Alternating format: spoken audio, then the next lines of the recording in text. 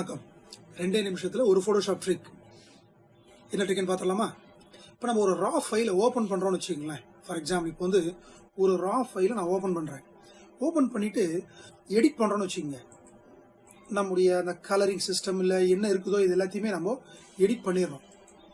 எக்ஸ்போஷர்லேருந்து எல்லாத்தையும் எடிட் பண்ணிவிட்டு கொஞ்சம் மிகைப்படுத்தி எல்லாம் பண்ணுறேன். ஏன்னா உங்களுக்கு அது தெரிஞ்சுக்கணுன்றதுக்காக நான் பண்ணுறேன். இப்போ நான் இந்த அளவுக்கு ரெடி பண்ணிவிட்டு இந்த இமேஜை நான் ஓப்பன் பண்ணுறேன்னு வச்சுக்கோங்க.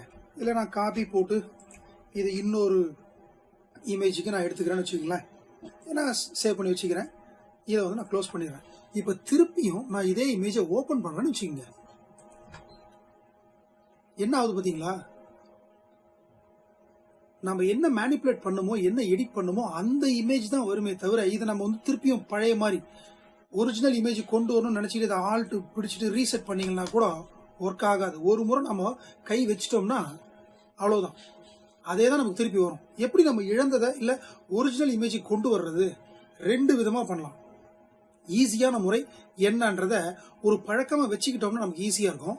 அந்த முறையை ஃபஸ்ட்டு பார்த்துடலாம். இன்னொன்று முடியாதுன்ற பட்சத்தில் எக்ஸ்ட்ரீம் லெவலில் நம்ம செய்ய வேண்டிய ஒரு விதம், அதை 2வதாக பார்க்கலாம். முதல்ல செய்ய வேண்டியது என்னன்றதை பார்க்கலாமா? இந்த இமேஜ் வந்து நான் ஓப்பன் பண்ணுறேன். ஓப்பன் பண்ணும்போது இது ஒரிஜினல் இமேஜ் எடுத்ததுன்னு வச்சுக்கேன். இது இன்னொரு காப்பி போட்டு வச்சுருக்கேன், எடுக்கிறேன். இப்போ இதை வந்து ஓப்பன் பண்ணும்போது ஓப்பன் இமேஜ்னு வராமல் ஷிஃப்ட்டை ப்ரெஸ் பண்ணிக்கங்க.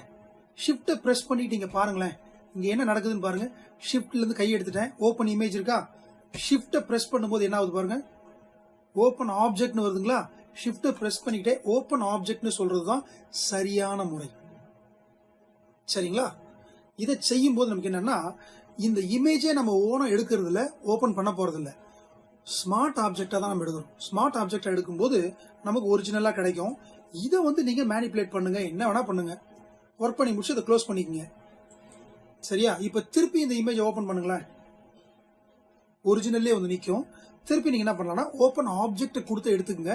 ஒவ்வொரு முறையும் இந்த மாதிரி கொடுக்கும்போது உங்களுக்கு அந்த ஒரு ஸ்மார்ட் ஆப்ஜெக்டாக தான் எடுக்கிறீங்களே தவிர ஒரிஜினல் இமேஜ் நீங்கள் எடுக்கிறது இல்லை. ஸோ எத்தனை காப்பி வேணால் நீங்கள் போட்டு நான் டிஸ்ட்ரக்டிவாக ஒர்க் பண்ணிட்டு போயிட்டே இருக்கலாம்.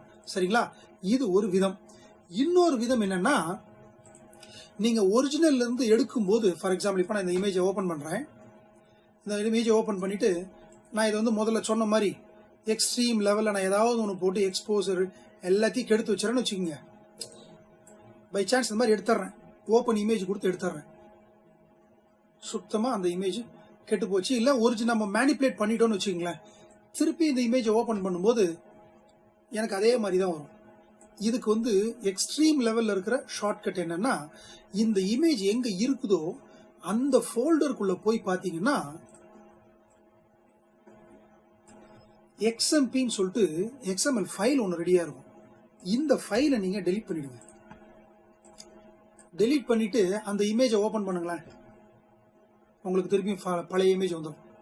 ஸோ ரா ஃபைலை ஓப்பன் பண்ணும்போது நாம் கடைபிடிக்க வேண்டிய முறை ட்ரிக் ஒன்று இருக்குது. ஸ்மார்ட் ஆப்ஜெக்டாக ஓப்பன் பண்ணிக்கிறது, இல்லை எக்ஸ்ட்ரீம் லெவலில் உங்களுக்கு அந்த இமேஜ் வந்து திருப்பியும் பழையபடி கொண்டு வர்றதுக்கு அந்த XMP ஃபைலை டெலீட் பண்ணுறது. 2 விதமாக பண்ணலாம். சரிங்களா? ட்ரிக் நல்லா இருக்கா? அடுத்த ட்ரிக்கில் பார்ப்போமா? பாய்.